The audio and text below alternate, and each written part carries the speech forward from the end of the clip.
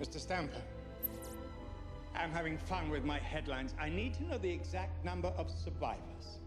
Now, I'm late for a meeting. Make sure you use the right kind of ammunition. Yes, sir. Delicious.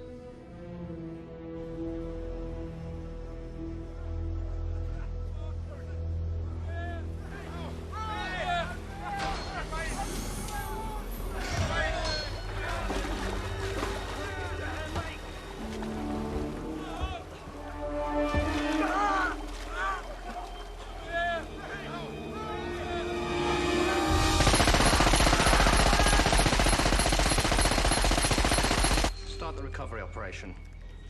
Send our divers down to the Devonshire.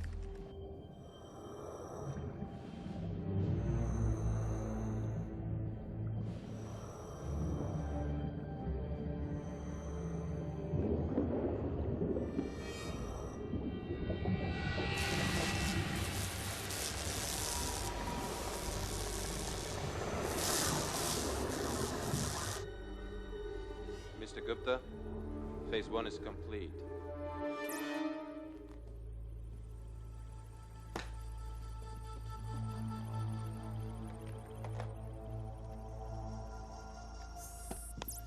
Good morning, my golden retrievers. What kind of havoc shall the Carver Media Group create in the world today? News. Floods in Pakistan, riots in Paris, and a plane crash in California. Excellent. Mr. Jones, are we ready to release our new software? Yes, sir.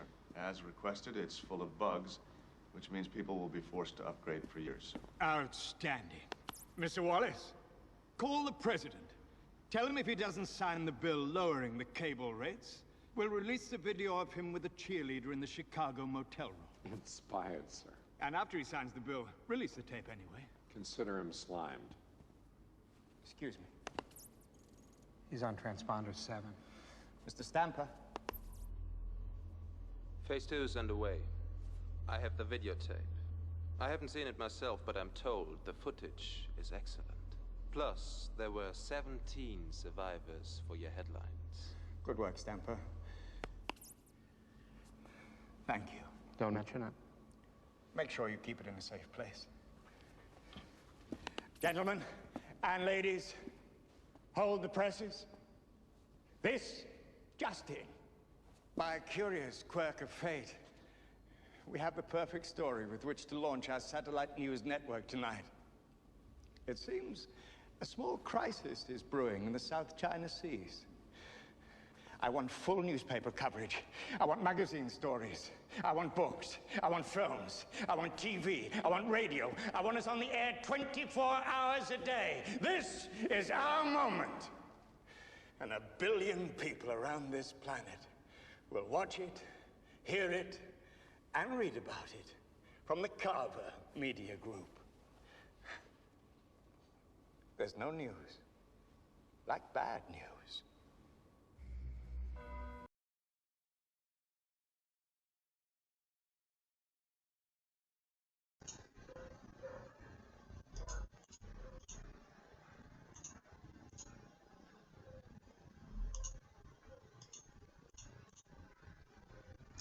All right, welcome back.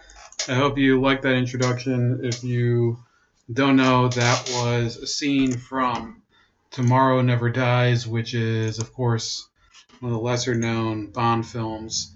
And besides the fact that it wasn't exactly the best-made one, I think that the message of it was pretty damn impressive, which is that the media, in many ways, does not thrive off of prosperity. It thrives off of crisis.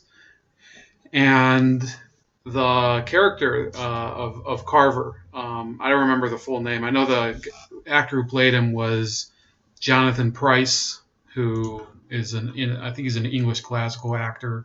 So he encompasses the same type of mentality that we're seeing nowadays from a lot of these media moguls, including Michael Bloomberg and including, for instance, Jeff Zucker, who's only a CEO, but nevertheless, so maybe Robert Iger from from Disney.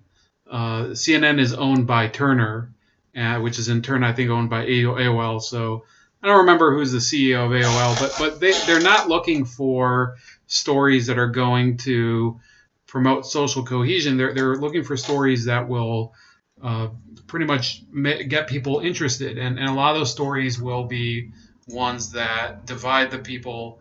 And it's a divide and conquer strategy in general. That's what the media does. So Michael Isaacoff, who is this journalist who's been around since the 80s, at least, if not longer, he's put forward this story that has suddenly, after a couple of years where you're not allowed to comment, and people who talk about this are considered, fake news people and smear merchants and things like that. Well, now they do want to talk about Seth Rich, but only in the context of calling it a conspiracy theory. And the fact of the matter is that we don't know who killed him literally, but we know that he died at a very auspicious time. He died very close in proximity to the leak of the DNC emails to WikiLeaks. And the fact is that if you look at people who have delved into the whole situation, and there are people on the left and there's people on the right, Aaron Maté on the left, certainly someone whose politics I don't really agree with, has done some fair coverage of it, of Russiagate in general. And then on the other hand, you also have Dan Bongino, you have Lee Stranahan, you have a lot of people who have been trying very diligently, Hannity, for example, to get to the bottom of this. And in some cases, you do make leaps of logic in order to say things that I would say were premature, but have not been proven yet. Namely, the implication that Seth Rich's murder was done by someone in order to cover up his role in sharing the information in the DNC leaks with WikiLeaks, which I believe, and I think that we should investigate if he was the source. If people are so concerned about these allegations that, and calling them conspiracy theories, look, I get it that not every conspiracy theory is true. When I was a kid, I read this book called The Assassination Chain that made this wild accusation or speculation that all of the assassinations of the 70s were committed by the will of Howard Hughes. And it went through 18 different conspiracy theories concerning the JFK assassination, and then some of the conspiracy theories concerning the Martin Luther King assassination, the shooting of George Wallace. Wallace survived. RFK. I forget who else. But the idea was that you're going to analyze and talk about the different strands within those theories and not just relate to them as if they are some sort of ridiculous, myth that would contradict the main narrative, which was the Warren Commission report on the Kennedy assassination. And did anybody suffer for it? Did anybody suffer for 50? How many years has it been? It's been 55 years since the Kennedy assassination. Has the country fallen apart because people believe that the mob killed President Kennedy, or that Castro killed him, or that the CIA or the FBI killed him? Has the country seriously... Is this country dead because of people asking questions about the Kennedy assassination or the moon landing, or was that the Roy Jones fight in the '88 Olympics, if you remember? No, I don't think people have. I don't think that there's any suffering that's been accrued to the country because some people are not accepting the official version of events. Now, yeah, granted, there's certainly people who suffer because of the questions because they have direct connection to it. Obviously, the Kennedy family, they don't know for. I would say the Kennedy family. Yeah, the question marks about their people, whether they were killed by Lee Harvey Oswald or someone else, it probably haunts some of them, but they're still very publicly active. A lot of them are fabulously wealthy. They can stand it. And if they can't stand it, then I'm sorry, but there's no way to change it. You can't.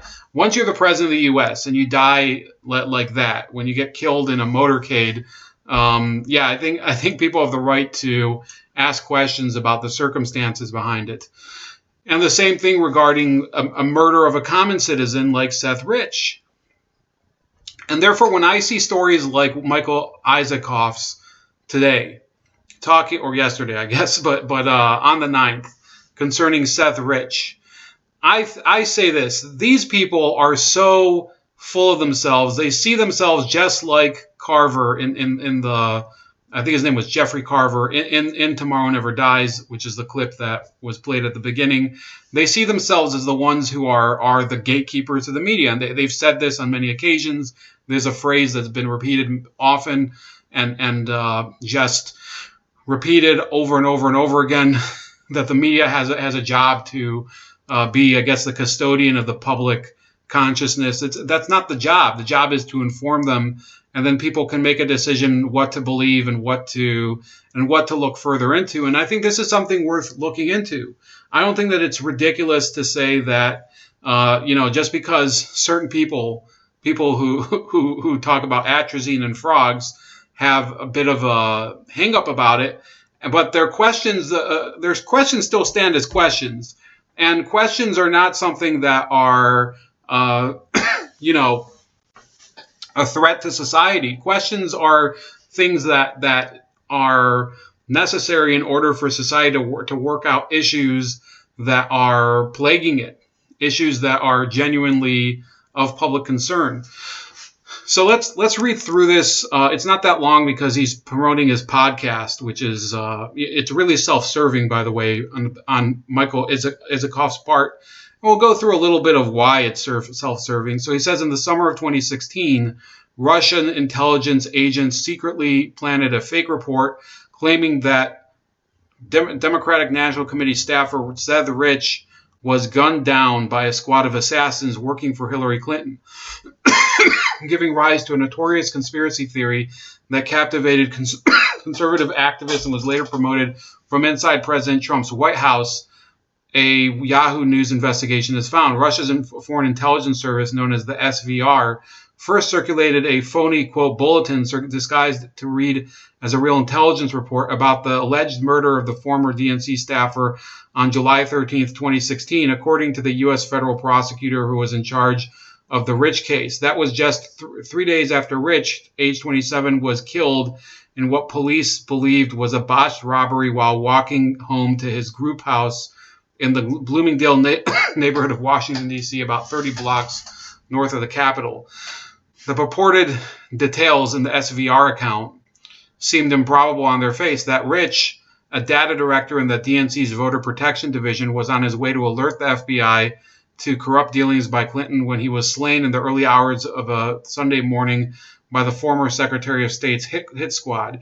Yet in a graphic example of how fake news infects the internet, those precise details popped up the same day on an obscure website, whatdoesitmean.com, that is a frequent vehicle for Russian propaganda.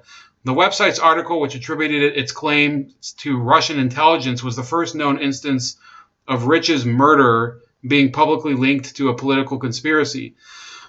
To me, having a foreign intelligence agency set up one of my dissidents with lies and planting false stories, to me, that's pretty outrageous, said Deborah Sines, the former assistant U.S. attorney in charge of the Rich case until her retirement last year. Maybe other people don't think it's that outrageous. I did. Once it became clear to me that this was coming from the SVR, then that triggers a lot of very serious questions about what do I do with this. So let me take this at face value before we keep going. people discover that the SVR, which is the Russian Foreign Intelligence Agency. They have the FSB, the FSB, which is their internal, that would be their FBI counterpart, and then the SVR would be their CIA. And these were the agencies that succeeded the KGB. So supposedly this intelligence agency distributed this story claiming that Rich had been killed by a hit squad.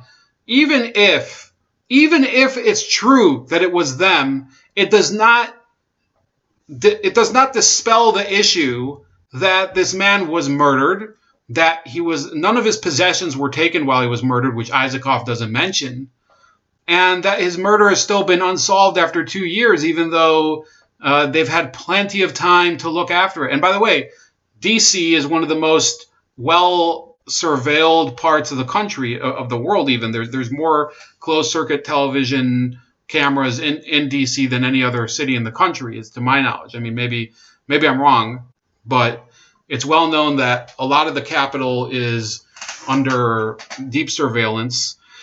And, they want to make it seem like, well, if you're asking questions about this, you might be just buying into Russian propaganda. No, people are asking questions about this because it's very strange that this lad was murdered on a night very close to the leaking of the DNC documents, and yet nobody who seems to care about who did it, right? Isn't it a little strange that somebody was murdered in the middle of just out of the blue, and they just want people to, forget it. And they want, Chris is saying Julian Assange offered a reward and all but admitted Rich was a leak. Yeah, I know that too. And I remember him saying that. And a lot of people remember him saying that. And this isn't an issue of political affiliation. If somebody is murdered in this country, then an investigation is supposed to find the culprit. It doesn't matter who it is. It doesn't matter. I mean, if this was somebody who was murdered by, let's say, a person affiliated with Trump, it would probably be a good idea to investigate it too. It should not be a political football whether to investigate someone. And by the way, it doesn't matter, by the way, even if it is something that Russian intelligence is talking about. The fact that Russia is talking about something going on over here does not make it not an issue. Just like if we say something is an issue over in Russia. Remember, during the Sochi Olympics, people were talking about how bad the facilities were in Russia and how Russia is anti-gay and blah, blah, blah, and Crimea and everything. And all of those were issues. But did anybody say, well, you're basically sowing discord in Russia, therefore you should shut up? No. So the same rules about free media that should apply in Russia, if you believe that there should be a free media in Russia, I personally would say, yeah, maybe they should have a free media. But I don't control what goes on over there.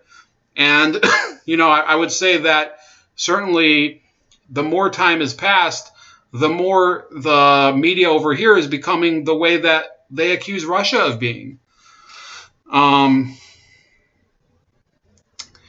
How does the Jamal Khashoggi case parallel? Yeah, absolutely is a ZTS or what ZCS Zetoichi. So how does Jamal Khashoggi case parallel with it? Yeah. The Jamal Khashoggi case. You're talking about a person who was, Khashoggi. Maybe let's not say that he deserved what was coming to him, but I would say he was an idiot because he went to an embassy of a country that he basically, in Saudi Arabia, he would be considered a traitor. He had turned his back on the king, blah, blah, blah.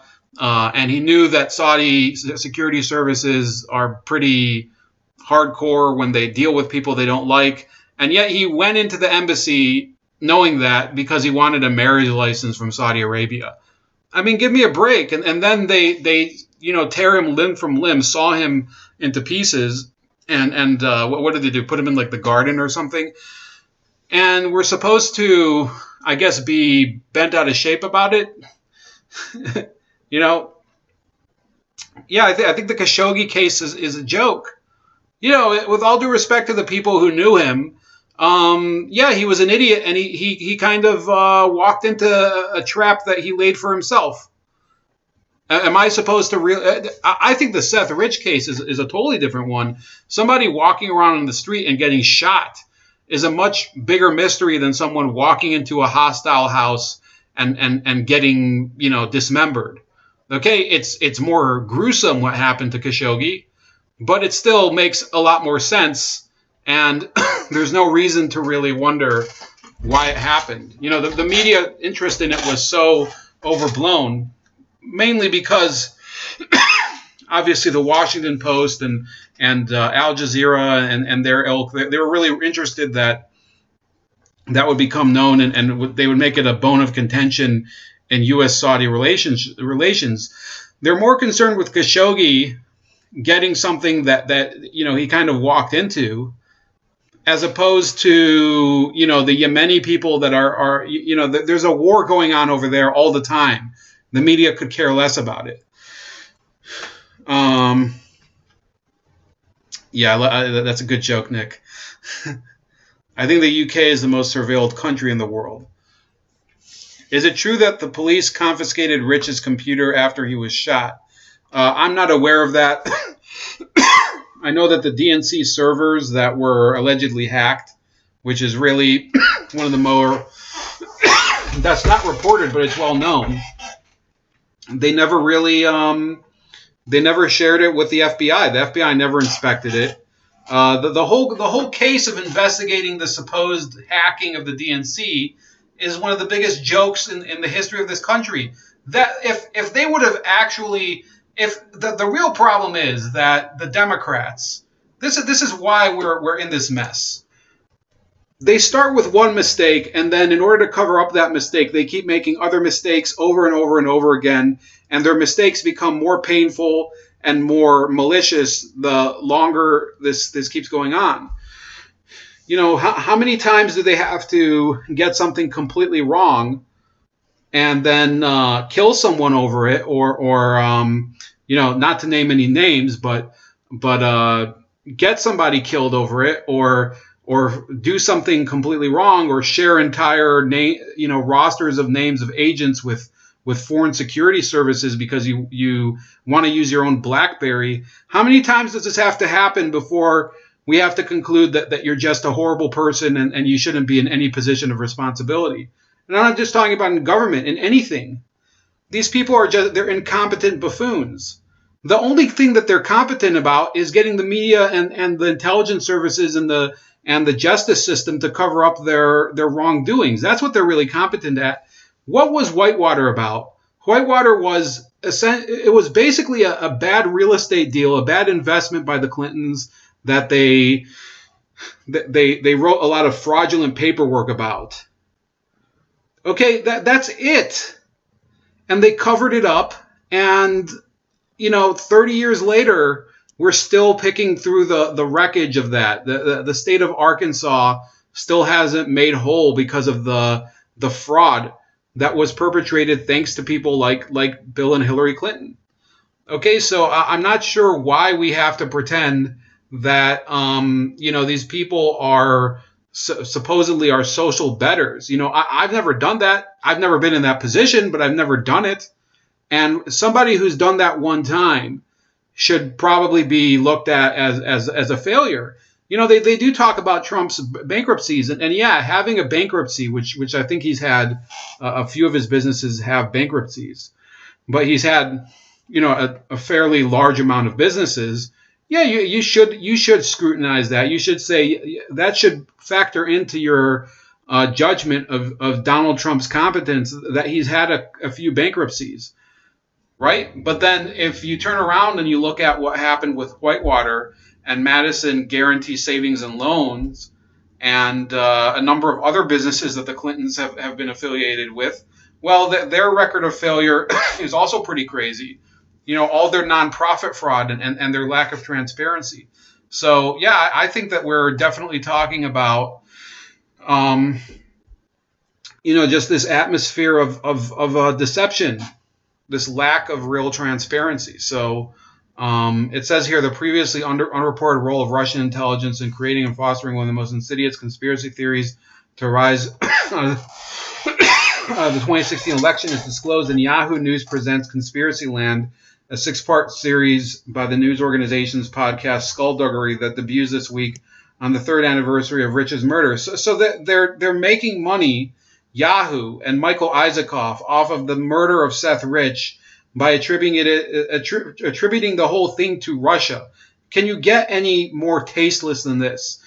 The Russian effort to exploit Rich's tragic death, peak projection here, didn't stop with the fake SVR bulletin. Over the course of the next 2.5 years, the Russian government-owned media organizations RT and Sputnik repeatedly played up stories that baselessly alleged that Rich, a relatively junior-level staffer, was the source of the Democratic Party emails that had been leaked to WikiLeaks. It was an idea first floated by WikiLeaks founders Julian Assange, who on August 9, 2016, announced a $20,000 reward for information about Rich's murder, saying somewhat cryptically that our sources take risks. That's really, if RT and Sputnik want to talk about these stories and you want to call it Russian propaganda, that doesn't make it false. Okay? There are people on RT that I think have very, for example, Lee Camp. I would say his opinions are pretty much, he's an economic illiterate. He says a lot of, some of his jokes are pretty funny.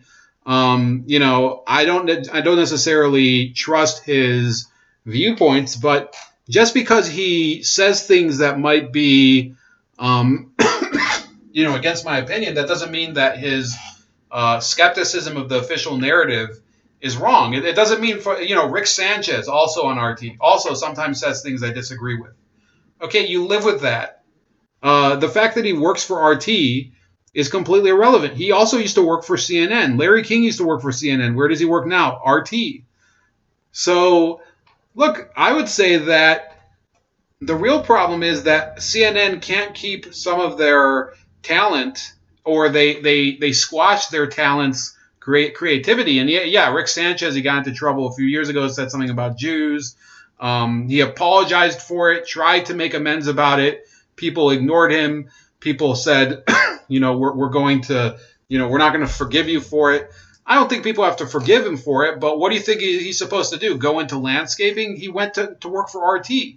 And he has every right to work for RT, regardless of whatever, opinions he has that you might find objectionable. It's the Mel Gibson rule, okay? Just because somebody says something offensive doesn't mean they have to stop living their life. Just because somebody shows you that they have, beliefs about you that are wrong, or that they're hateful, doesn't mean that they lose their right to live their own life. You guys are talking about Epstein. I think it's very odd that this whole Epstein thing is happening, and also the Seth Rich thing is going on. And, the gears are turning again, and the media is trying to compensate for that by, trying to say, well, we're going to focus on this corner of the investigation. It's classic red herring territory here. We have Chris here. We have Larry. We have Zatoichi, Desert, Nick's Radio. At the same time, online trolls working in St. Petersburg, Russia for the Internet Research Agency, the same shadowy outfit that conducted the Russian social media operation during the 2016 election, aggressively boosted the conspiracy theories. IRA created fake accounts masquerading as those of American citizens or political groups, tweeted and retweeted more than 2,000 times about Rich, helping to keep the bogus claims about his death in the social media bloodstream, according to an analysis of a database of Russian troll accounts by Yahoo News. So, I want you guys, let's analyze that sentence. IRA created fake accounts masquerading as those of American citizens or political groups, tweeted and retweeted more than 2,000 times about Rich, helping to keep the bogus claims about his death in the social media bloodstream. But how can you make that statement, Michael Isaacoff? You don't know if the accounts are fake. I mean, first of all, maybe if they're fake accounts, you have to show that they're fake accounts. Then you also have to show that they were created by the Internet Research Agency. And then on top of that, you can't say that these are bogus claims about his death if nobody knows how he died or if nobody knows who was responsible for it. Okay? That's the real key here. What we know about Seth Rich was that he was shot and that his possessions were still on him. He had some sort of really swanky watch and his wallet was still on him. So the whole robbery story just doesn't make any sense. So the idea that you can just say, oh, they're bogus claims, we don't know if they're bogus claims because we don't know what actually happened, how this transpired. Okay, we have Shirley here. Thanks, Shirley, for tuning in. Speaking publicly about the case for the first time, Saenz, the former prosecutor, said that the Russian conspiracy mongering... Well, if Saenz is talking, I want to talk to Seekant. It's a little dad joke there. Said that the Russian conspiracy mongering vastly complicated her efforts to solve the murder by forcing her and the Washington, D.C. Police Department to investigate a blizzard of false allegations in order to make sure there was nothing to any of them. To waste your time investigating BS is just horrible. Look, I get it that maybe there was a lot of garbage that was coming through, but generally when the police are investigating a crime, they want the public to come forth with information that would help. Okay? Now, too much help is bad, but then don't complain when you don't get any help then. The Russian-inspired conspiracy... So they're going to keep using this. He's going to keep saying Russian-inspired, Russian-fueled, Russia, Russia, Russia. It's the same because this is Michael Isaacoff. Let's not forget who he is. Okay, the Russian-inspired conspiracy theories also have had a devastating effect on the Rich family, especially after the theories migrated to alt-right websites and ultimately Fox News shows. As they did so, there were repeatedly suggestions by alt-right commentators that the DNC staffer's parents and brother were concealing information about his conduct. You're used, you're lied to, you're a pawn in your own son's death, said Mary Rich, Seth Rich's mother, who, along with her husband Joel, was interviewed for the podcast. I wish they had the chance to experience the hell we have gone through because this is worse than losing my son the first time. This is like losing him all over again. So this is what I'm going to say. And I don't care if it's insensitive. The fact that they care so much about the theories that are put forth about his death, but they don't care about the lack of any clarity about what actually happened to him and why he was murdered, that's the real problem there. If they really are so bothered, they would want to know. They would really want to know because there has been no answer. And that's the problem. That's the problem. I wonder if Epstein knows. Oh, I wonder. Yeah, this is. Yeah, the whole world is now suddenly talking about what's his name, Jeffrey Epstein. And yesterday,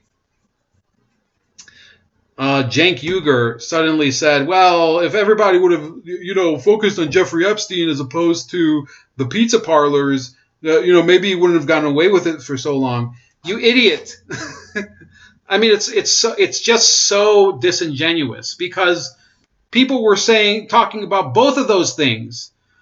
People were talking about both of those things. Chris Corral says Donna Brazil was afraid she was going to be rich. In her efforts to better understand where the conspiracy theories were coming from, Saenz used her security clearance to access copies of 2 SVR intelligence reports about Seth Rich that had been intercepted by U.S. intelligence officials. She later wrote a memo documenting the Russian role in fomenting the conspiracy theories that she sent to the Justice Department's National Security Division and personally briefed Special Counsel Robert Mueller's prosecutors on her findings. So, if there are copies of the 2 SVR intelligence reports about Seth Rich, why can't they be made public? I mean, who cares then? Honestly, who cares? I want to see. I want to see exactly what an SVR intelligence report is. And by the way, so if she had access to the copies, were the copies in Russian or were they in English? I mean, really, is anybody else seeing all of these ridiculous, gopher holes in this whole story. It's like an insult to people's intelligence. I don't know. Maybe I'm just jaded after a couple years, but it just seems so stupid and amateur the way they've put this together. I honestly can't believe that Yahoo puts this tripe out. Can you imagine if the media refused to report on murders in general because the victims' families might not like it? Yeah. How about, if they started to do... that's what's happening in Britain, by the way. The media is refusing to report on rapes because sometimes that's even worse. The perpetrator doesn't... They're like, the perpetrator doesn't deserve the defamation because the perpetrator might be from a certain protected group, if you're getting my drift. By the way, we're going to talk a little bit about Robbie Thompson, if you know who I'm talking about. That's a train wreck what's going on over there, too. Showing just how far that country has sunk. And that's the general theme here. It's really... And by the way,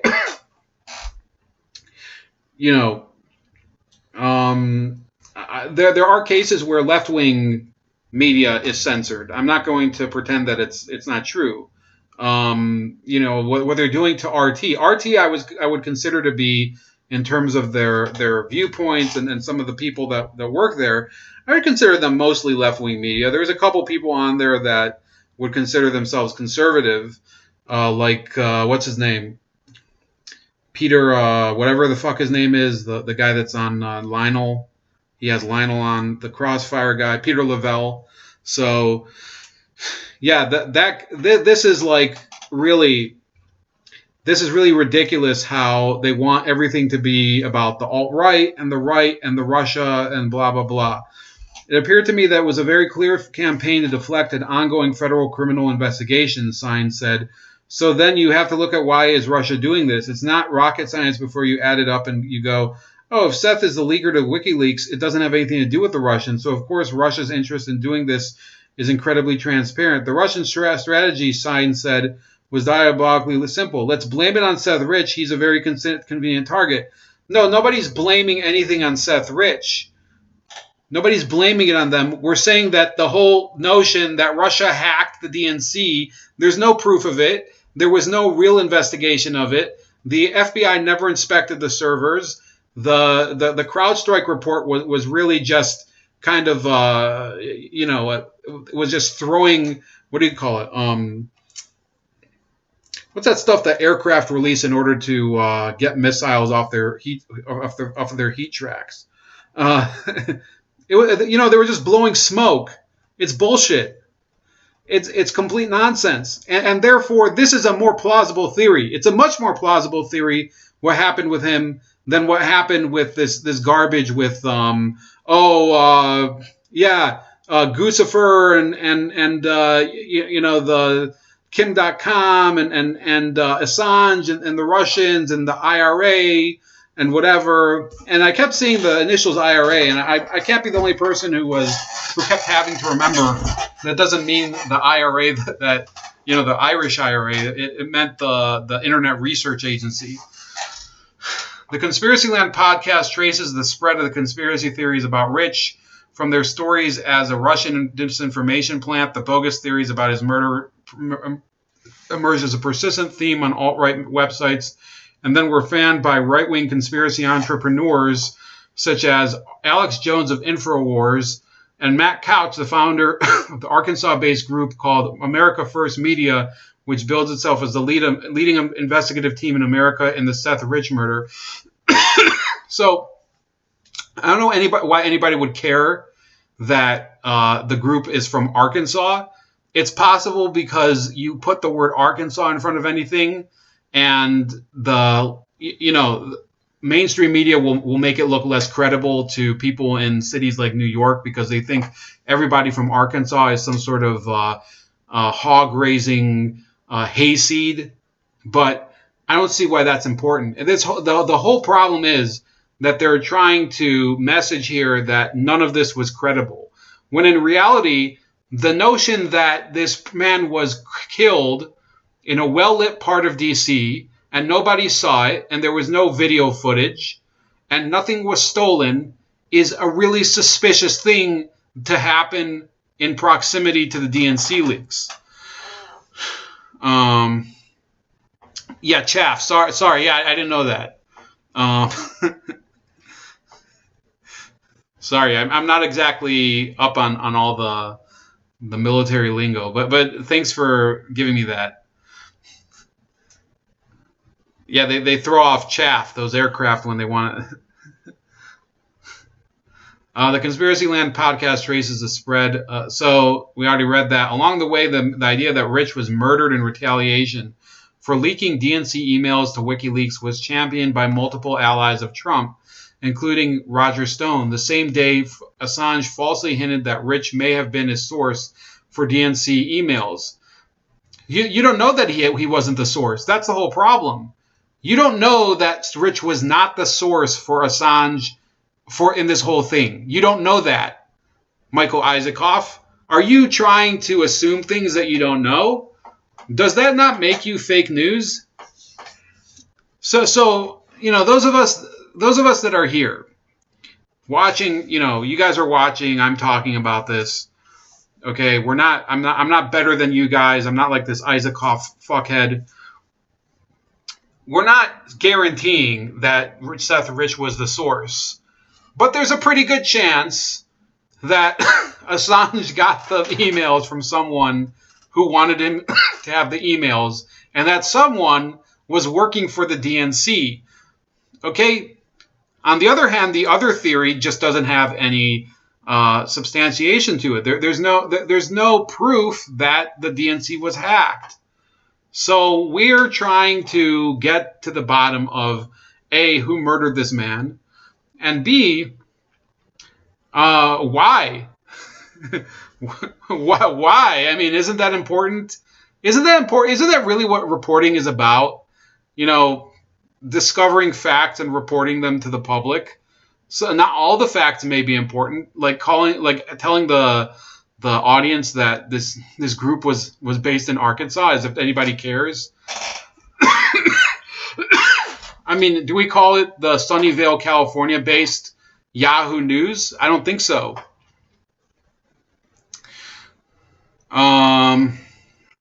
Within months, the Rich conspiracy theory story was also being quietly promoted inside Trump's White House. Questions about whether the White House pushed the conspiracy theories about Rich have been raised periodically over the last 2.5 years and were consistently denied by White House officials.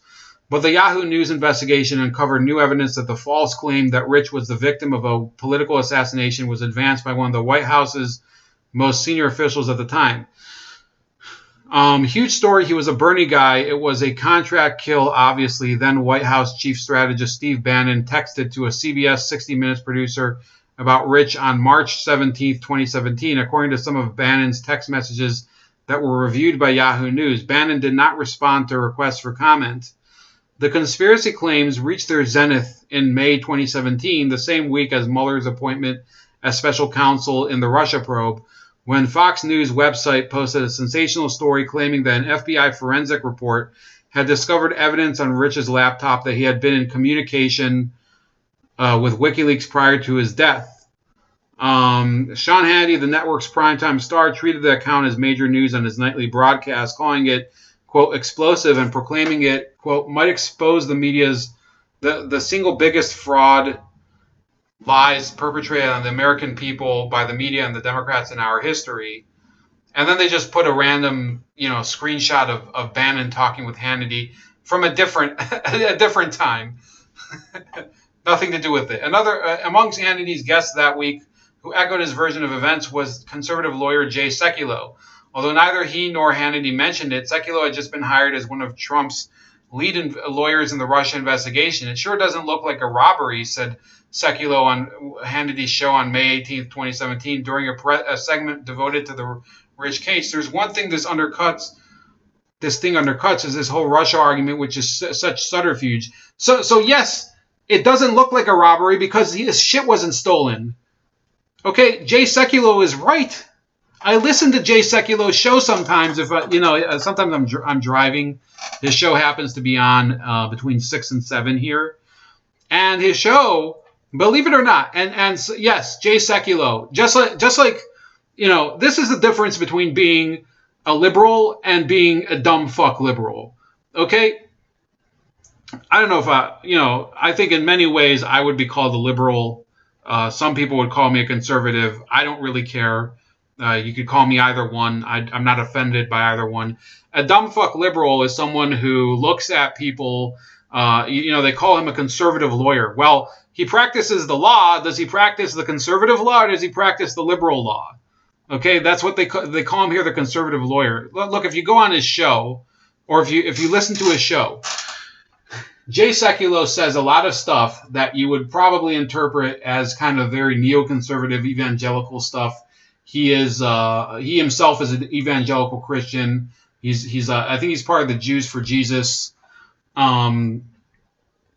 Very, very, very strong Zionist current to his show. But, and this is very important, whenever he's talking about legal matters, Jay Sekulow, I would say, is probably one of the more clear and sharp voices on the radio. That's kind of why I get a lot of good takes, because his show says some pretty like normal common sense things about the law. A lot of it has to do with First Amendment law. If you guys remember, Stormy, for example, if you remember, just last month there was the Supreme Court case on the Maryland Bladensburg Cross.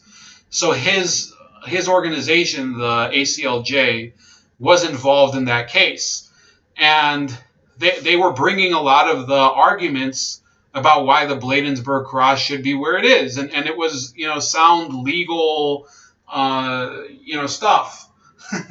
You can't argue with people who are good at their profession and then just say, well, you're really just talking about conservative law. You're not talking about the real law. Well, I think the court said otherwise because they won the case. They won the case in the Supreme Court. It says here, in fact, the Fox story was a, quote, complete fabrication, said Sines, who consulted with the FBI about the Fox News claims. There was no connection between Seth and WikiLeaks, and there was no evidence on his work computer of him downloading and disseminating things from the DNC. A spokeswoman for the FBI's Washington field office said the office had never opened an investigation into Rich's murder, considering it a local crime for which the Washington Metropolitan Police Department had jurisdiction. Andrew McCabe, the FBI's acting director at the time, said in an interview that he reached out to his agents after he heard about the conspiracy stories about Rich, and was told, quote, there's no there there. Shirley says I'm subbed to the ACLJ on YouTube. Yeah, I would say that they put on, surprisingly, a very, very good show. I wouldn't say that they're everyone's show, but it's not bad. It's the same thing I say about RT. Okay, RT is a network with a lot of leftist people, but they don't spout complete nonsense, and sometimes they have some some good stuff. Not every time, but sometimes. Stormy says, I learned all this stuff from you. Well, you might want to branch out. Because I'm not really putting out a lot of stuff lately, but look, I think this is me, okay? I think if you have a source for information and you represent it correctly, you've done your job as a member of the media. Okay, if you take a source and then you twist what they said and use it to develop a narrative your way, you're not really doing it faithfully. Now, you could do it without lying, but you've already compromised a bit. And then there are ways that you, like what Isaacoff is doing, where he's just plain lying all the way. You are much smarter than I am, a slow person. Well, I mean, what do you want me to... It's good. Look, you guys can stay on this channel for as long as you want, but I don't really enjoy doing this as much as I used to. It's just, very tiring. And to be honest with you, I've been working on something different, to go off on a tangent. And I think I'm going to be, helping other channels. Like, I'll do the research and other channels will kind of produce the content. And I think that my strengths are often with the research and putting together written material and things like that.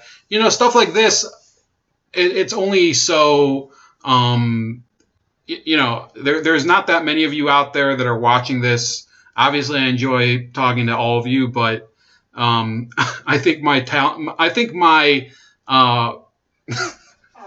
contributions could be made elsewhere. Gerke says, he keeps telling me I should go to law school. Look, man, I don't want to pay for law school. Okay, I'm not doing it. I know people who went to law school. It sounds like absolute hell.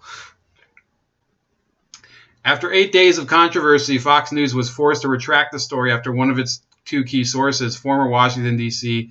homicide detective Rod Wheeler, backed away from comments he had given the Fox News website reporter Malia Zimmerman and a local Fox affiliate reporter confirming the account. The article, the network said in a statement at the time, was not initially subjected to the high degree of editorial. So then they're going and they're saying, oh, it's Fox News' fault, blah, blah, blah. Here's the key thing, okay? We're gonna. Do you guys want to keep reading through this, because he just goes on and on and on and on? But the key question is, who killed him? Okay, who killed him? Can anybody tell me who killed him? Because that's the question that should be asked. Not why was this news? It's obvious that not all murders are reaching the news with equal urgency, right? But if you're gonna put a murder in the news, I think one of the main questions that would be put up is who did it.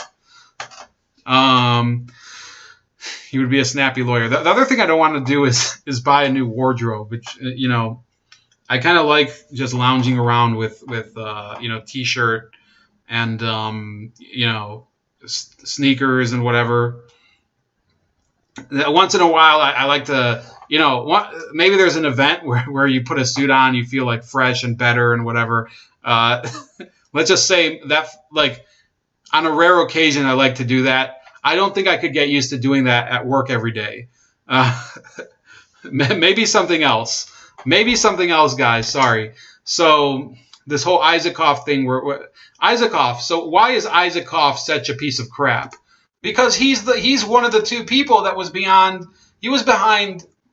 spreading the Steele dossier. Okay, so this guy starts to spread the Steele dossier. Says, oh, look at all these questions that are going on about Donald Trump and pissing on whores and whatever. No. Did he piss on whores? Do you know that? Are you spreading rumors, Isakov? Because if you're spreading rumors, then maybe you can't point fingers at Hannity.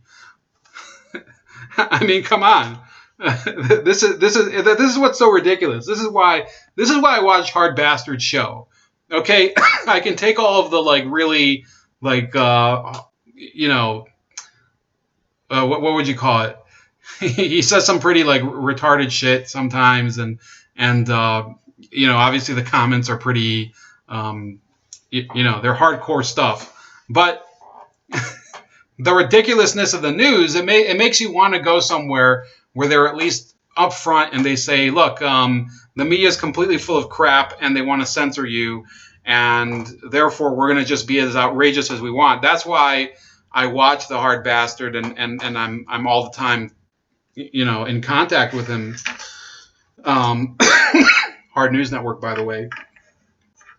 I like writing for them too, but it's because of people like Isakov that we're in this mess. He spread the Steele dossier.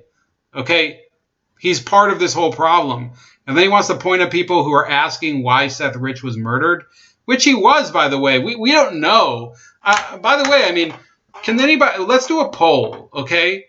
Let's do, I guess, a question or answer poll. Which thing happened? Which thing actually happened? Did Donald Trump piss on a bunch of whores? Or did Seth Rich get murdered? Which one do we know happened? I mean, put 1 or 2 in the chat. Okay, if it's 1, you're saying that Trump pissed on a bunch of whores. And if it's 2, Seth Rich was murdered. Which event actually did happen? Okay, and then we'll decide which was the fake news story, 1 or 2. Federal lawyers probing the origins of the investigation of ties between Russia and President Donald Trump. Trump's campaign have interviewed the author of a dossier that alleged misconduct between Trump and Moscow, prompting the lawyers to extend their inquiry. 3 attorneys from the Inspector General's office of the U.S. Department of Justice met in person in early June with dossier author Christopher Steele in Britain, said 2 sources with direct knowledge of the lawyer's travels. The interview with Steele, a former top spy on Russia for Britain's Secret Intelligence Service, or MI6, took place while Trump was in London for a formal state visit with Queen Elizabeth and a meeting with UK Prime Minister Theresa May. Steele's dossier, made public in 2017, alleged that Moscow attempted to interfere in the 2016 U.S. presidential election, and there was potential collusion between Russia and Trump's campaign, along with other unverified and salacious claims about the president. So we have a tally here. We have 3 people that said 2, 4 people that said 2, and 1 person who's getting deported. That's Zatoichi. Thanks for falling for it, buddy. But it says, Stormy says both. It's more likely that that Seth actually got killed for some nefarious reason, but Trump may have gotten pissed on. Well, he may have gotten pissed on, but we don't know that. But we do know that Seth Rich was killed. Right? He's dead. Yes, both can be true. However, we don't know. We have no evidence that Donald Trump was pissed on. No, I don't think that the story was actually that he was watching a bunch of whores peeing on each other, I think. That's what was happening. Stormy Daniels, you're a Navy babe. Are we still convinced that Stormy Daniels is a woman? Because I think this might just be a catfish account. Also, I didn't know that ladies were allowed on seagoing vessels back in the when were you in the Navy? In the 90s? I mean, let us know.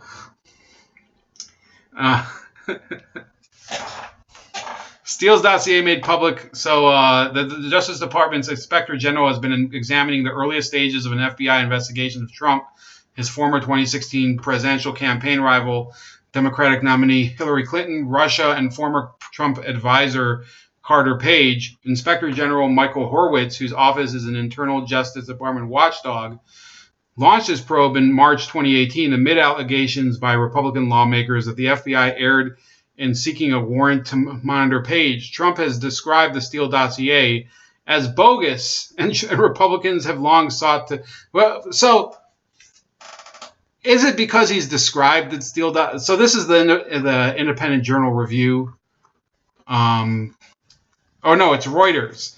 So... no, the Steele dossier is likely bogus, okay? He went to the bathroom and yelled that he hates blacks. Yeah, I remember that part, too. The whole thing was kind of hilarious. Because who heard... Unless the room was bugged... Okay, and if the room was bugged, yeah, there would be tape or something. Who heard him say that? Trump is described. So, in that same month, Attorney General William Barr, who now heads the Justice Department, told the Congressional Committee that the Horowitz probe would be completed by May or June. One of the 2 sources said Horowitz investigators appear to have found Steele's information sufficiently credible to have to extend the investigation. Its completion date is now unclear. Well, you should wrap it up, goddammit. A key focus of the Horowitz probe is whether the FBI followed proper procedures when it applied for a warrant with the Foreign Intelligence Surveillance Court, FISA, to secretly conduct surveillance on Page and his ties to Russia. Declassified documents show that the FBI cited information in Steele's dossier when it asked the secretive FISA court in late 2016 for a warrant to eavesdrop electronically on Page, a U.S. businessman with interests in Russia. Pause right here. Anyone who hasn't hit the like button, hit the like button. Horowitz is... Sorry. Horwitz's office in Washington declined to comment. A spokesman for Orbis Business Intelligence, Steele's London investigations firm, declined to comment. UK government agencies declined to disclose whether they were in contact with Horwitz's team in London. Moscow repeatedly rejected accusations of interfering in the election. Mueller's report, released on April 18th, said that Russia did meddle in the election in an attempt to boost Trump's candidacy. It said Trump campaign officials had multiple contacts with Russian officials, but found insufficient evidence to establish a criminal conspiracy between the campaign and Moscow. How about zero evidence is really what we're asking for. You're 9 for 9. No, we can get higher. Just keep liking the fucking video. Also, open a couple fake accounts and like the video. The report also described numerous attempts by Trump to impede Mueller's inquiry, but it stopped short of declaring that he committed a crime. Mueller, during his inquiry, brought charges against 34 people, including Russian agents and ex-Trump aides. Page, a foreign policy advisor during Trump's campaign, drew scrutiny from the FBI, which said in legal filings in 2016 that it believed he had been collaborating and conspiring with the Kremlin, but he was not charged. Investigators working for Mueller in September 2017 twice interviewed Steele, who also gave written testimony to the U.S. Senate Intelligence Committee in August 2018. That panel and other committees of Congress have taken up where Mueller left off after his investigation ended. Well, I want to tell you guys one thing that they also didn't mention. That Carter Page, at one point back in 2012 or 2013, he'd reported to the FBI Russian agents that were trying to recruit him. So he was able, this is a guy who's cooperated with the FBI in the past, and then they're going to turn around and screw him in the ass. That's what's happened. I have a couple of, just keep, the fake accounts are welcome here. You know, we're a refuge for fake accounts. We're you know, give me you're tired, you're hungry, and you're fake. That's the spirit. Sorry for the cursing, Cher. I know that. I sometimes wonder, you know, why people listen to my show when I'm usually, you know, getting like all I'm getting into like giggle fits and shit like that. Like do people actually think that this is a serious show still? Because you know, I used to think that when I grew up, by the way, Peter Jennings every night. My mom used to put on Peter Jennings. She's like, Peter Jennings, greatest news, whatever. He does a good job. And he just would sit there and read the news, and it was fantastic. But they don't have people like that anymore. And so my feeling is, if you have clowns like Don Lemon, then I have no problem, you know, going super clown on them. Does that make this a sanctuary channel? Anus old nose. Great. This is a great. Yeah, this is great. Anus old nose. What the fuck does that mean? Yeah, this is a new thing. They put, for some reason, Steve Bannon on this everything. So when you need something, you know, this is code for bad. You know, Orange Man bad, or bad man, Robbie Thompson. So they put Steve Bannon's picture here. They didn't put Robbie Thompson's picture, because if you put Robbie Thompson's picture, you'd probably get someone who looks a little more normal or presentable. But instead, so Steve Bannon looks ugly. Okay, I would say I'm being fair. Okay, is anybody? Oh, Anna's old nose. I got it now. Agri Oki. I'm her old nose.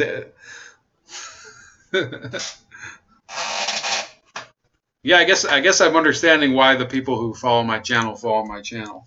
They're pretty much the same type of mindset as me. I should open a few fake accounts. Anyway, So Steve Bannon is kind of ugly, and I don't think anybody would deny that. And the fact is that when you see him on stage, I think he does very well. He's a convincing speaker. Talks a little bit about events in a very concise way, especially stuff in Europe and the Far East. But they're going to put his picture here instead of Robbie Thompson's, and in fact they.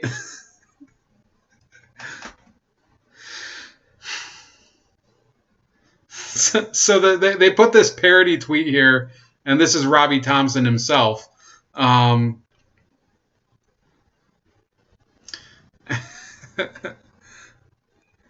So anyway, he's been convicted, and I just can't get over this Anna's old nose thing. I tend to surf the net. Oh, okay. So, I love this. I don't know why I'm hung up on it. Anyway, so this is a serious matter. Robbie Thompson has been convicted again of, I guess it was like some offense, like contempt of court. They keep using his real name in many cases. So I want to ask: do people use Snoop Dogg's real name when he's in the news? Do people use David Bowie's real name? It wasn't David Bowie, by the way. It was David Jones when they're talking about David Bowie. Do people use the name I think Elton John's name is different. Let me check. By the way, Elton John can go fuck himself. He's a weirdo.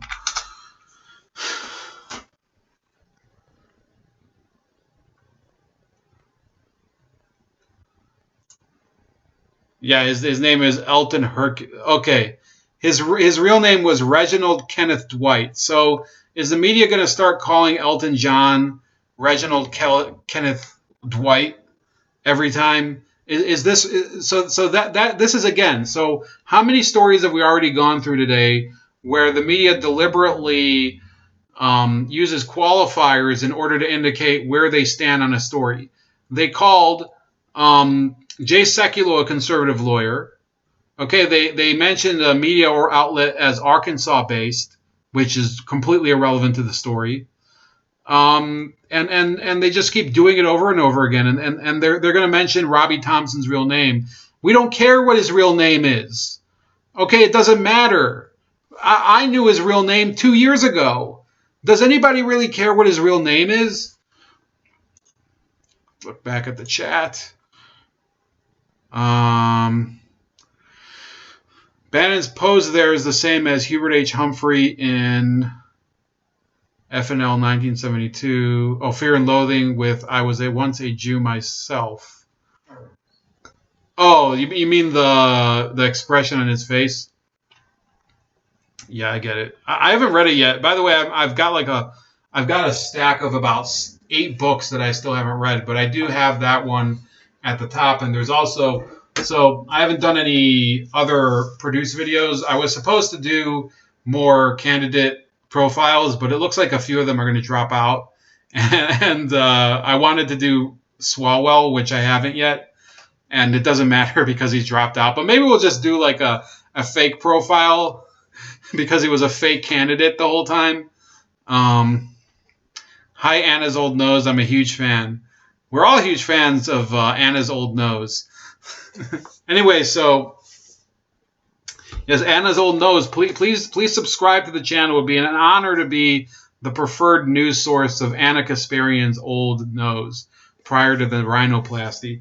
Yeah, this book I wanted to review. By the way, it's actually a very good one. It's from 2000 or 2001 by John McWhorter, and it really looked into the future and looked at a lot of these issues with intersectionality and the mentality of failure among black students, especially, and really focused exclusively on education and the reasons reparations are not really conducive to, helping the black community or anything. So I want to review this. I don't know when I'm going to get a chance. Yeah, maybe in the next couple days though, because I just finished a project. I'm just trying to figure out the best way to, kind of distribute it. No hints for the time being. It's a bit, I'm not giving any hints, mostly because I'm trying to really strategize about this. I know a lot of you guys are probably wondering why the channel has changed a little, and it does have to do with the fact, first of all, I am a little more focused on getting my next job. Okay, and God knows that YouTube isn't going to be a way to sustain any. I'm not depending on YouTube. I don't plan to depend on YouTube. I don't plan on becoming a lawyer, and I kind of need to focus on that as well. And I've been focused on this project and the writing and kind of curating it and really getting in depth and sourcing and stuff. So there are a number of video ideas I wanted to do, and obviously I don't know how long I'm going to keep doing the channel, or if I don't know if I'm going to end the channel, but I am considering just putting out videos on a much less frequent basis, or doing live streams once in a while or something, just because I think my efforts could be better suited elsewhere. So it's nothing against you guys. I know most of you are pretty chill people, and that you're down with the bastard, or you might be ABL fans. I'm still a fan of his. By the way, I don't know if you saw the video of mine from Sunday. I did disagree with him heavily on the flag, burning the flag, and it's nothing personal against him, but it just doesn't make any sense what his viewpoint on it, and I had to say it. Former Trump White House strategist Steve Bannon, also while in London last year, reportedly said, Robbie Thompson is the effing backbone of this country. I don't know why I didn't say the F word, because I've been cursing this entire stream. Robinson insists the globalist. I think Larry's just trying to screw with me here. Thanks, Stormy. I like your pointers too. Your floppy tits are great. Flapjacks. Anna's old nose. Damn it. I love that. I love it. Robinson insists that the globalist power brokers in Britain are out to get him. The British state's appeasement to Islam, the unrestricted waves of migrants into this country, means that they are deliberately persecuting and illegally imprisoning anyone who speaks out against their globalist agenda. He said, I want to make a genuine appeal to President Trump, to the Republican Party. Please consider me and my family for political asylum.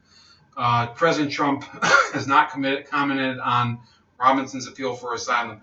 So I'll say this. That's not how you apply for asylum. And you can't make an appeal to the Republican Party. The Republican Party, I do think Robbie Thompson should not be, he shouldn't have, first of all, been arrested at all.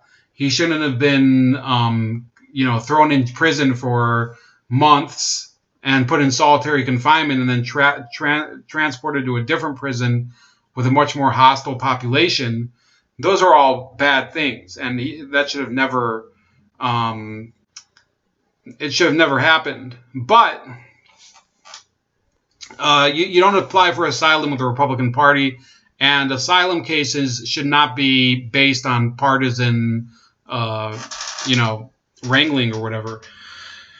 I definitely think, let's say he was to apply for asylum with Russia, though, that would be a good idea. Why not? Russia, by the way, think about it. They gave asylum to Edward Snowden. They gave, I believe, some sort of asylum to some of these South African farmers, the white farmers from South Africa, who were in danger. So it's not as if you can't get asylum there. I don't know if he would have the greatest time living in Russia, but he might as well try. I'm not trying to mess with you. I've heard you on constitutional law issues, and you would be all over most of my old classmates. Look, I don't know if this is really... This is a problem with law school, okay? So the issues that I'm talking about, they seem to me like really easy common sense. And I think there are some people who go into law who understand that. And it's breathtaking, though, how many people go into law and they literally could care less about those things. And they only believe in some of those things in the Bill of Rights or due process in a situational manner. They want to deny people certain rights when it's convenient for them, and then extend it to them when whatever. It's you see what I'm saying? So I don't know if I would be really wanting to be in that type of world where people just seem to be the principle just doesn't seem to be there in that industry. And if you know people who work in medical devices, who work in design, work in as mechanical or electrical engineers, they're typically pretty good people. And it's not an issue of intelligence. It's not an issue of whether they're the smartest people in the world. So some of them are smart, and some of them are not exactly the most intelligent people. But in general, I find it to be that they are dedicated to what they do, and they're trying to give the product that will be the best for the patient and get the job done and bring the industry forward and bring medical innovation forward. And that's why I like the industry and I want to stay within it. It could be I won't be able to. I'd have to go into a different mechanical industry, and not all of them are the same way. There's places you have to work where you deal with people that aren't exactly simpatico, but I mean that's life. I chose to become an engineer. I don't regret it. The engineers that I know from school, they're exactly the type of mentality of people that I want to be around, and that's why I like doing it. Do I have a passion for engineering? Yes, but I'd say that a lot of the people I know are much more into it, and it's really, it's like it's a different life working in that industry, working in front of working on CAD software, or performing some sort of test on the test equipment, which I'm not going to go into, but that type of thing is yes, it is fulfilling. For some people, it's more fulfilling than for other people. You're trying to say, let me cut through this for you. Lawyers are assholes, so what's new? It's a great field for a guy like you, not saying you're an asshole.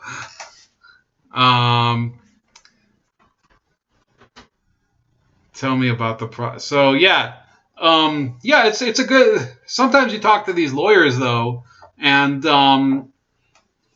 it's just a different. Sometimes you find out stuff about the law from people who actually practice law, and you're really surprised about the way the legal system works. So it's a very, I'm not going to say it's not an interesting field to go into, but oftentimes you'll hear stuff and it just makes you wonder, why would you? The judges especially. Okay, this is me kind of veering off of topic, and I guess we're done with Robbie Thompson today. Sorry, Robbie. But what was I going to say? The judges in this city, for example, are complete idiots. We've had judges who are serial wife abusers. We've had judges that are DUI magnets. We've had judges that I think we had a judge that was caught. She admitted that she'd ruled on a case relating to abortion based on her Catholicism, and saying, I wasn't going to let my my faith be betrayed by these people killing the unborn, and that you can't do that. And she got what do you call it? Not defrocked. Defrocked, I think, is for priests, but I think she got her law license revoked. So yeah, you find out about this type of stuff, and you really start to wonder, who's running this system? Does the system have any sort of logic to it?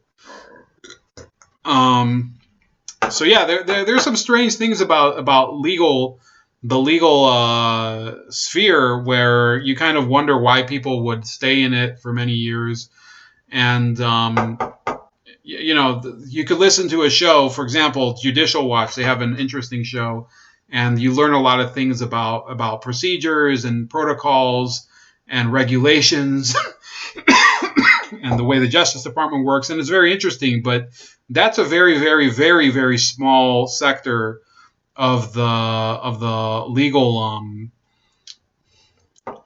disbarred. Yeah, you're right, Larry. It wasn't just disbarred though. What's it called when you throw a judge off the bench? That's another term, I believe. So yeah, I'm not planning on going into that field. With all due respect, I know a few people that are pretty content with it, but most of them seem a bit cynical. And the ones, like the lawyers that I do know, they seem like more obsessed with baseball or with hockey or something. Talk to you offline. Look, I know this conversation is not going to end, so no guarantees, Gurkistan. No guarantees, but I appreciate the sentiment. Facebook issues new policy saying it's acceptable to post death threats against me, according to Paul Joseph Watson. So again, this is the media and social media being very selective about people's rights. The people that they like, they give them, they put them up on a pedestal, and the people they hate, they treat like shit. And Paul Joseph Watson's an excellent example.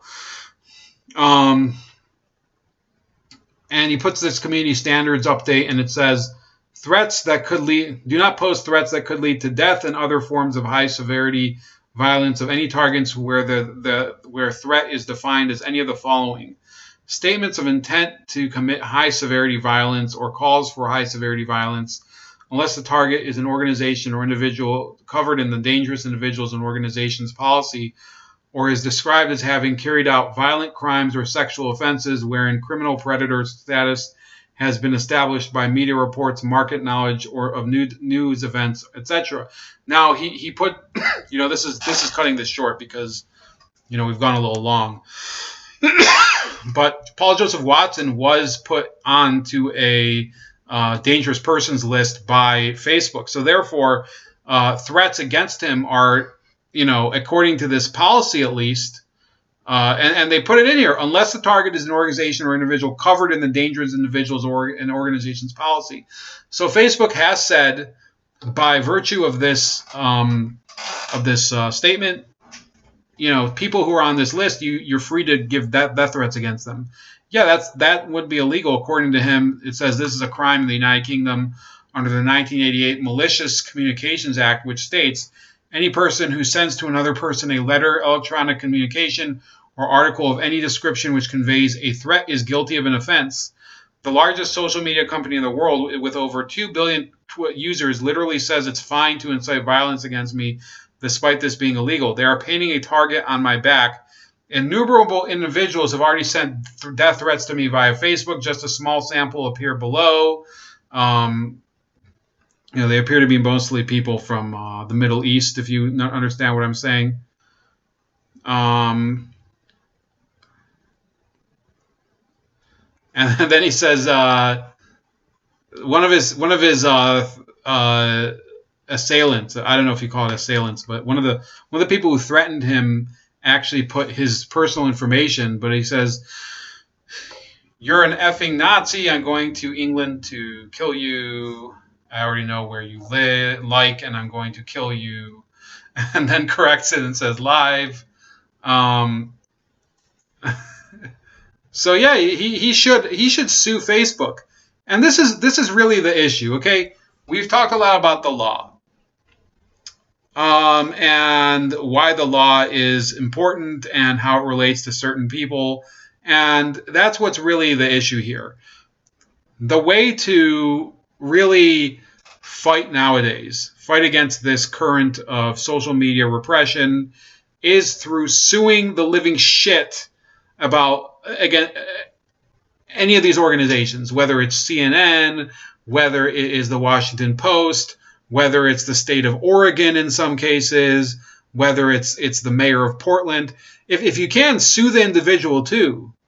Okay, again, I'm not telling you legal advice. I'm saying if you can find a lawyer and the funding to sue these bastards, do it. You should. You definitely should. Look, the way that these people do not understand common courtesy. They don't want to debate issues as normal people would. And that's something that is beyond the realm of being a conservative or a liberal or a socialist. And, there's some socialists are pretty civil people. They'll just, their ideas are not very civil, but their behavior may be. Not all the socialist people tend to go and manage your life and go around and screw with you. Some of these people are just hippies and pacifists or whatever. But, and this is a big but, the ambitious ones, the ones who do want to change society and are actually willing to act on it and try to grab power and do it, yes, they're the ones who do violate rights of people. And that's really the problem. When we're talking about people who are ruthless and power hungry, yes, you have to, if you can, you go through the courts. And if you're in a position where, that's the best defense at the moment, right? I don't think people want a civil war. Okay, I don't think people want the streets to be aflame and the shops to be looted and obviously I believe you guys should get armed, but I'm hoping that you wouldn't have to use those arms. So I'm telling you, if you get into a situation where you get your life, your life or your livelihood threatened by one of these organizations or journalists or individuals, yeah, I would say sue the fuck out of them. Take them for every penny they're worth. Make them pay for the harassment that they visit upon others, and that's a defensive reaction. That's not trying. I would say that litigation is a weapon that's legitimate in this time that we're living in. Well said, Anazol knows. Absolutely, anything Anazol knows, I think is worthy of a plaque over in the den. Okay. Social media is a scourge. The news is about tweets and Facebook. There is something with that.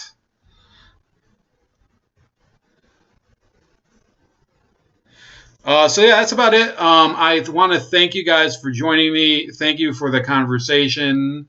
Thanks for being around to kind of be a sounding board, through these confusing stories. And look, there's going to be a lot more issues like this. We're all kind of embroiled in this horrible atmosphere of repression and speech policing and distortion of events and using qualifiers in front of people's names in order to make them look less credible. We're all a possible target of this next. You could be in one of these stories one day and have your name dragged through the mud. So thank you. We have give me your PIN number. I know this guy. We're not going to mention who he really is, but he's a familiar person who's been on this. He's been following this channel for a while, but he's changed his screen name. But yeah, thanks. Have a great night, and we'll talk to you later.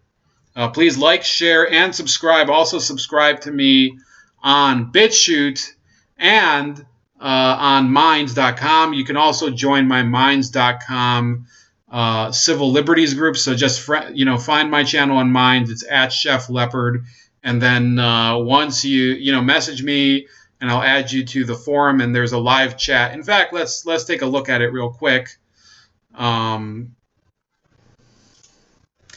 It's not very active, to be honest with you, but I think at least a couple of you are on it.